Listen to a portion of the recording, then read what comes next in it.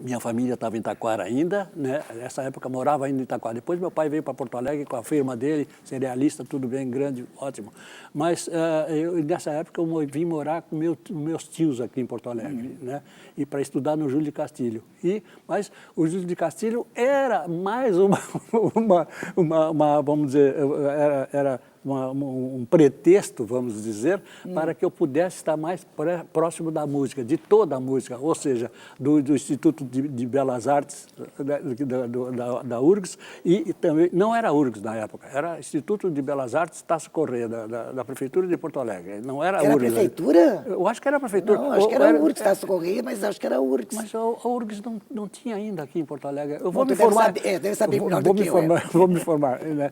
Então, e para estudar, para estar próximo da música. E estando próximo da música, eu fui eu era metidinho, eu ia procurar mesmo onde estava a música que eu queria.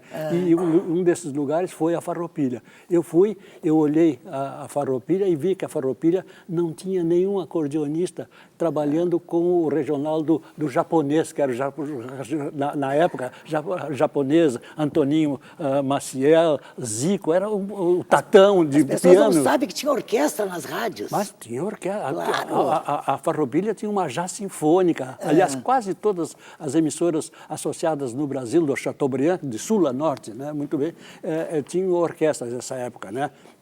Então, a Farroupilha tinha violinos.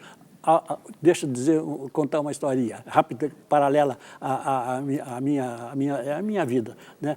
Que a Farroupilha, a orquestra da Farroupilha com o Campanella, foi que ajudou, quer dizer, é parte da primeira OSPA que teve em Porto Alegre, quando Pablo Cômulos veio do Uruguai para o Rio Grande do Sul e formou a OSPA.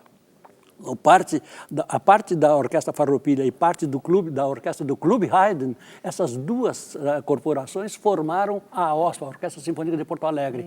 Então, a Porto Alegre já tinha uma bela orquestra, que era a Orquestra da Farroupilha, assim como tinha a Orquestra do Marino e do Hernani Marino na Gaúcha também.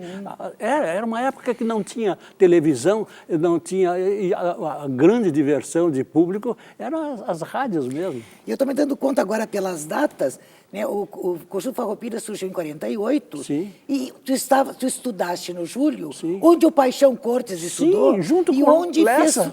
Isso aí. E onde surgiu todo o movimento Farroupilha. Perfeito. Então as músicas deles, tu conheceste lá, deles. Não, conheci na Farroupilha. Eu tenho 1 ano de diferença. Eles chegaram, vamos dizer, ao tradicionalismo 1 ano antes, porque ninguém não tinha. A tradição começou com Paixão e com Lessa, aqui mesmo, Ivete, porque nem o grande músico gaúcho que foi, e ainda as composições dele são Radamés Inhatali, foi para o Rio de Janeiro em 30 e poucos. Quando ele foi, ele levou só o Boi Barroso e a Prenda Minha, porque não existia música gaúcha. Não existia música gaúcha. Era cantada, as trovas começavam a nascer e coisas assim, mas como música tradicional, o que nós tínhamos só era a Prenda Minha e o Boi Barroso. Não tinha mais nada. Quem veio trazer isso foi a pesquisa do Barbosa Lessa e do Paixão Costa, que ampliaram o nosso repertório. No próximo segmento, eu quero que tu me contes como é que a música gaúcha foi usada para divulgar o Brasil. Tá? E foi. Aguardem. Nós continuamos conjugando verbos na primeira pessoa com o compositor, arranjador, maestro Tasso Bangel, responsável por um conjunto que marcou época e faturou prêmios e aplausos, o Conjunto Farroupilha. O contato com a nossa produção pode ser feito pelo nosso endereço eletrônico, primeirapessoa@tvE.com.br, ou pelo nosso telefone, 32 30 28 35. Tasso, como é que foi isso? Vocês embarcaram nas asas da Varig? Sim. Como é que foi? Pegaram um cavalo encilhado, né? Sim, Ivete, respondendo objetivamente. Mas como chegamos lá? Em 50 nós já tínhamos saído para representar a Farroupilha na primeira transmissão de televisão no Brasil, em São Paulo, quando entrou no ar a TV Tupi de São Paulo, que era uma emissora associada como a Farroupilha ao grupo Chateaubriand, muito bem. Lá fomos nós em 50. Vocês foram mandados daqui ou foram buscados de lá? Eles já sabiam da existência de vocês? As emissoras associadas sabiam, o grupo Chateaubriand foi quem nos buscou, como representante, concentrando a força toda associada brasileira. No dia da inauguração da TV Tupi de São Paulo, a primeira do Brasil, o pioneiro Assis Chateaubriand comanda o show do dia 18 de setembro de 1950, que tem Hebe Camargo e Yvonne Cury como protagonistas do primeiro interlúdio musical.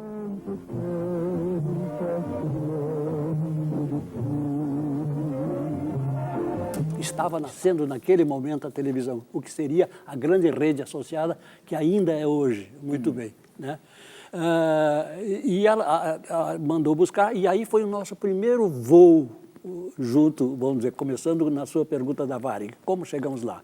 Então, daí nós fomos a São Paulo, inauguramos a TV, junto com tantos outros artistas vivos ainda, presentes, vivos não mais, Hebe Camargo e todo aquele pessoal, todo o grande radioteatro que nasceria daquele momento na TV Tupi de São Paulo, né?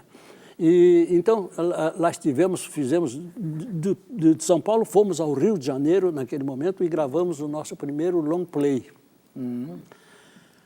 que de certa forma é um long play histórico, porque ele foi o quarto long play feito no Brasil. Até então eram todos discos quebráveis, de massa quebrável, porque o long play tem uma base de alumínio coberta por acetato, né? Muito bem. Então, era o quarto. O primeiro foi do Radamés Inátali, o segundo foi do Silvio Caldas, o terceiro de um conjunto, conjunto da noite das boates do Rio de Janeiro, que me foge o nome agora, e o quarto foi o nosso gaúcho que nós entregamos para o Getúlio Vargas, no último governo dele ainda, né? Muito bem. Então, é histórico esse, é de 1950 e de 1952 que saiu esse. Estão agora quase todos em CD.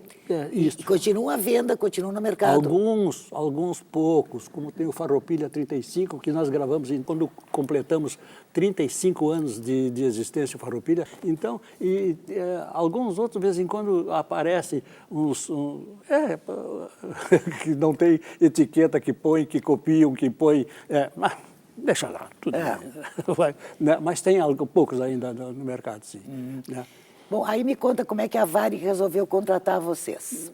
Pois é, então nós antes nós fomos, nós já estávamos voando pela Varig, aqui fazendo Argentina e Uruguai e Peru também fizemos Venezuela também, quer dizer, já para divulgar a Varig nos céus das Américas do Sul, no caso, né?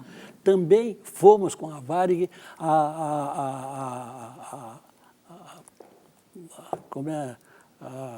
Aí contratados pela Varig. Sim, contratados pela Varig, já voando para os Estados Unidos, fomos a Washington, na sede das Nações Unidas, todas as festividades que o Brasil dava, que a Varig, naquele momento, em 1957, 58, 50, esse período até 70 e tantos, a Varig dominava o céu das Américas, era grande empresa aérea, né?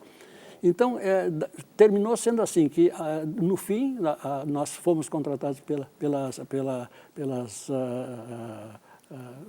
Relações Exteriores, o Ministério das Relações Exteriores, e juntou com a Varig. Então, daí, realmente, onde pousava a Varig no mundo, nós pousávamos, promovendo as viagens internacionais da Varig e promovendo daí junto pela união com o Ministério das Relações Exteriores. Quer dizer, os shows que nós fazíamos era tudo mostrando o Brasil vendendo carnaval, vendendo. Então, daí nós não cantávamos, nós cantávamos só vestidos pilchados, só de gaúcho, bombacha e bota. E a Iná, minha esposa, e a Estrela, com os vestidos de prenda maravilhosos, lindos, formidáveis. Bom, então, cantávamos pilchados, mas cantávamos